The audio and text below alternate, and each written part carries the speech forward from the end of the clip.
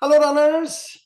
Hope all of you are doing well. This is Coach Bala here, coming on a very auspicious time. 31st of December 2022. It's about 5:30 here Eastern time. I'm sure many of you already crossed the new year into the next beautiful year, 2023. But boy, what a year it has been. Last year, few more hours remaining for this year, but it's been an incredible journey for all of us, personally as well as an organization and runners high. We have seen so many heroes come to life. Folks who have never ever thought of running or thought about themselves, never thought about family or kids, who never imagined that they could do running. In this year, sort of they blossomed.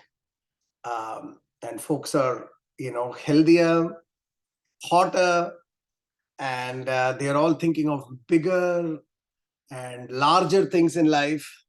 And they enjoy the me time. They're enjoying the benefits of running, that it's a full body exercise, as we always discussed. And it's also about mind. So it's about when you run on a very structured manner, not only your physical fitness increases, your mental fitness increases too, because it releases a lot of these positive hormones in the body. And as a result, you feel good about them yourself. And as a result, more positive thoughts prevail in your body. And it's a beautiful positive spiral as a result, you know. So that's why this has been a historic year. But something tells me 2023 is going to be even bigger than 2022. So a very, very, very happy new year on behalf of all of us in RHWB, and personally myself and all the coaches. We cannot wait to work with you and get the 2023 started. 2 weeks of warm-up is complete as of today. And our regular season starts tomorrow, as it turns out, beautifully coinciding with the beginning of next year. And it's going to be a fun 16-week journey, folks. And when I look at the last 2 weeks, when I look at it overall, I see a lot of you have taken this very seriously. Even though it's holiday time, I see that many of you have inculcated the mindset for running, even when you're traveling. And I see all those beautiful pictures from different corners of the world. And I also see the same with our light runners too. And I see that you guys, even though you don't have a coach, I see that you guys have gone in and you've been following the schedule. Really, really, really commendable.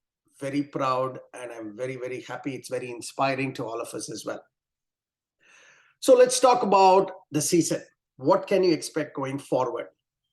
So as I told you in the previous message, our first milestone is coming up very soon, which is the 21-day milestone. So 2 weeks of warm-up, and then first week of your regular season, which is the end of the first week of January. And let me look at it exactly. Is it the 7th? Yes, 7th of Jan. We all will finish 21 days of regular training, especially for those 250 plus new runners. This will be a very big milestone for all of you. So let's focus on that. That's our first milestone, 21 days. Let's get it out of the way. You will feel a lot better after that in terms of doing this again and again and again. Winter, rain, shine, snow, ice, summer, heat, all that is just secondary. It doesn't matter. It's all in your head. You will be able to do that. So that's that. But what we are really going to focus on for the regular season, the first 3 weeks, is all about slowly and steadily allowing the body to build itself, and build itself both in terms of physical strength, mental strength, as well as, the muscles and joints development, so to speak. So we are 3 kinds of development, as I explained, will happen the next 3 weeks. Aerobic strength, which is your cardiovascular strength, ability for the heart and lungs to provide the oxygen that is needed. Then you have the muscle and joint strength is also going to enhance and improve. As you do work out in a very structured manner, you're allowing your muscles to sort of break and rejoin with much better number of muscle fibers, or much more number of muscle fibers. Your joints are getting strengthened. So that is also going to happen. And then, of course, your mental strength, as you begin to realize that what you are capable of. It's what is called as the internal benchmarking. So when your mind thinks, oh, I'm actually capable of doing X miles, I never thought X miles is possible. Then comes the next week, the X miles becomes easy, and then X plus delta is what you're focused on. And when that X plus delta is also done, your mind is like thinking, oh, X plus delta is easy now. So that's how you build mental strength in a very slow and structured manner. All of these three things are going to come together. And that's what our season is going to be. And that's the structured portion of our training. Okay. So think about that. My first ask now is, as you enter the next year, I'm hoping all of you will have various New Year resolutions. For those of you who believe that New Year resolutions are not really required, give me 1 second. Disha, don't make that noise. New Year resolutions are not really required. I would suggest you should have a resolution. Having some plan is better than having no plan at all. I'm talking about resolutions from a running standpoint. So here is my New Year resolution from a running standpoint, folks, just to give you some idea and to give you some thoughts on maybe creating your own. So I want to have one fully trained half marathon speed. I've never, believe it or not, I've never done a full season trained half marathon till now. I've only done full marathon training. I've never done trained half marathon. And it is a different cup of tea. So I want to do that seriously, half marathon, fully trained, and deliver one half marathon. That's one. The second goal is I want to do the same thing for a full marathon towards the end of the year, and I want to see if I can get my PR. So that means I've trained for a PR. So it's a very different experience when you train for a PR as opposed to just train for completion. That means you need to be focused on every mile. You need to finish the season. PRs doesn't happen by itself. You need to be focused on the journey. Then only the PR happens. So that's my two milestones, are two sort of New Year resolutions. And if you think about it, both these things are just the end goal. While end goal is something, it is the process that I need to invest in. So when I invest in the process, even if the end goal doesn't happen, I think I'll be successful. So that's why I'm keeping that as sort of my going forward. All of you should think about doing something. I would in fact suggest that you should do that and send it to your cohort group, so that put it on writing, so that it is always there and it gives you that motivation to continue to be focused on. Okay, so that's what I'm thinking of. And in this message, as we move forward a little bit, I want to provide you two sort of constructs to think about as you move forward, which is going to help you in your training. The first one is this notion of balance. So now, folks, when you're running, balance is everything. Why only running? In life, balance is everything. If you overdo something, definitely it is going to come back and hurt you. Even it's obvious things. You overdo smoking, overdo drinking, overdo any bad habit, obviously you will get hit. Similarly, even if you overdo something positive also, it's going to be a problem. Let's say somebody just keeps working like 20, 22 hours a day, it's supposed to be a good thing, doing passionately working. But, if you do too much of that, probably you don't sleep well, your relationships gets hit. You know what I'm talking about. So anything that is overdone and that doesn't have a balance, you will have an issue. But on the other side, if you're balanced in everything, you can be very successful in whatever you're doing, right? So think about balance in earning and spending. If you earn $100 and if you always tend to spend $80 and $20 you save for rainy days, that's balance. You do this again and again for over a period of time, you really become, your net worth increases and you tend to have a much more stable life than the other way around, where you always spend $110 and you take in $100, you're going to face trouble, right? Similarly, balance in a relationship. If your expectation from a relationship and what you deliver, if it is in balance, you will have a happy relationship, whether it is husband, wife, whether it is girlfriend, boyfriend, whether it is your friends. Expectation is matched with what you can deliver. You are in great shape. Like stock market, right? Stock prices go up or down, not because of the actual intrinsic performance of the company. It is when the performance is out of balance with the expectation of the market, isn't it? So this notion of balance is there everywhere. And if you shoot for balance, I think you can do a lot better. So likewise, when it comes to running, there is a various ways of looking at balance, folks, and I want you all to think about that as you enter the main season. The first one is around the number of balance between the number of miles you run a week versus the number of the amount of hours of rest you get. This needs to be balanced. If you don't balance this, if you overrun in 1 week, that means you're not resting enough. There will be a time when your body will fold. And then that's it. After that, injury happens, right? So there has to be a balance. Our structured program is about that. So if I ask you to do, let's say 4 or 5 miles of long run, you feel like doing 8 miles. Once or twice, it's okay. But if you consistently run more than what you're asked to do, or what that really means is that you're upsetting the balance of the program, and you will get injured at some point because you're not allowing your body to recover and be ready for the next run. Similarly, let's talk nutritional balance. Carb, protein, other micronutrients like vitamins and such. This needs to be in balance. If your carbs and proteins and other micronutrients are not in balance, if you're overly into, sort of carbs or overly into only proteins, you will have issues as well. So that's why they call it a balanced diet, isn't it? So having that balance in nutrition is also going to help you in running. Now let us talk about the actual running itself. There are 3 ways in which out of balance impacts your running. The first one is the left and right balance. If you're constantly running in tracks, or if you're only running in the banked roads, on the lower end of the banked road, then one portion gets more strengthened, the left portion gets more strengthened than the right, and there is always the imbalance in your hip in terms of strength as a result.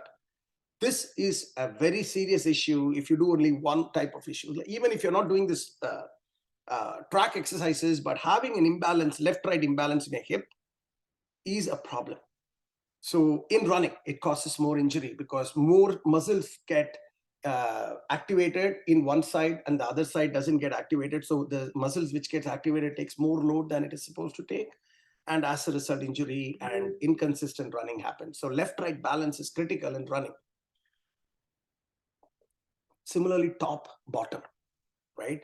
If your thighs and legs and foot, that portion of the kinetic chain is very strong compared to your hips and your core and even a little bit on your chest and back, middle back area, if those muscles are weak compared to the bottom, which is the case for many runners, especially new runners, which is the case. So what happens is the running doesn't start from the core, which is what it is supposed to. The core muscle needs to take the load of running. That is when the power is supposed to be delivered from the core and glutes. But if the top portion of your body, or sort of the middle portion, we can call it, is not as strong as the bottom portion, which is the thighs and hamstrings and calf muscles and below, then this imbalance causes a loss of efficiency as well as a lot more stress on the knees and ankle and other joints, and hence higher chance of injury. So that's why we ask you to do strength training for the top part as well. Okay, so you got to think about that balance portion of the top versus bottom. Now let's talk about the front versus back. That means front portion of your body and back portion of your body. What are the muscles on the front portion of your body? If you think about it, your front portion of your body would be like what? Hamstrings, your quadriceps. These are all sort of on the front portion of your body, and the back portion of your body would be your glutes, right? So, or a hip flexor versus glutes is another sort of both sides of the equation. You need to make sure both sides are strengthened properly, the front and back portion. Then you are able to keep the balance on that plane. So if you think about overall, all the things I told you about balance, a good running career, or even I would say a good life, quality of life, is all about maintaining that balance. So maybe as one of your sort of New Year resolution, I might even encourage you to think about how to strike that balance. Now, how to strike that balance, there is a prerequisite first to know what is balance first. So that's what I was giving you some thought starters for you. You need to first identify where the imbalance is in your life, irrespective of all these spectrums I talked to you about. And one of your New Year resolution could also be that let me focus on maintaining that balance. especially in running. The one way of doing that focus, of maintaining that balance, is ensuring that you do the strength trainings properly. That gets you that balance. And ensuring that you do your base CP run well. If you do that, you get a better balance. Okay, so that's my sort of thought process for the first bullet point for you guys. And my second bullet point here is about why conversational pace is so magical. So I wanted to introduce to you the concept of aerobic versus anaerobic state of your body. Now, aerobic state is a state when your body in stress, I'm talking about when your body is in stress, that means you're running. If your body is flush with oxygen, or the oxygen availability in your body is higher than the oxygen demand of your body, that is what is an aerobic state of running. And of course, when the oxygen availability is less than the oxygen demand, it becomes the anaerobic state of running. So obviously, as logic would say, you cannot sustain an aerobic state for a long time because you need oxygen to survive. So I would say a sprint or a fast run is an anaerobic state. A CP run or a walk or a jog, like a very slow jog, will be an aerobic state, right? That's the two sides of the equation. Kind of that balance is like that. Now, for us, amateur runners like us, we need our body to strengthen across that kinetic chain that I was telling you about: cardiovascular, muscle, joints, and mental. Let's leave mental for now. For all these four things to develop, your body should be told that you are not in a state of shock. Your body, while it is doing that little extra load, body is first asking yourself, hey, am I in a state of shock, or I'm just a little deficient? What is the answer here? If the body thinks it's in a state of shock, then immediately body will try to protect itself. That means a certain mechanism gets activated, and body tries to do everything possible to sort of avoid further injury or further distress. That is sort of the natural tendency of your body to fight this additional stress. Yeah, we don't want our body to be in that state. We want our body to think, hey, everything is okay, just that it has taken some extra load and I want you to develop. That is the aerobic state of training. So if you are in the aerobic state of training, you are in excess oxygen state, and you are giving sufficient time and the hormonal impetus for the body to say, hey, okay, I'm suffering out a little bit, but I'm suffering not because of the shock state, but I'm suffering because I'm not yet ready mentally and physically. Let me start adding more juice to the different corners of my body so that I can get better at what this current body setup is doing. That is what is CP run, guys. That is really what is CP run. So if you do CP run, slow, steady, long miles, if you do this properly, you are allowing the body enough time and the impetus to slowly and steadily develop itself. And that is when a runner who has never run 16 weeks ago suddenly goes and finishes a 10K. There is no sudden, actually. It is just that you have gone through a proper structured training process and you are getting to the 10K line.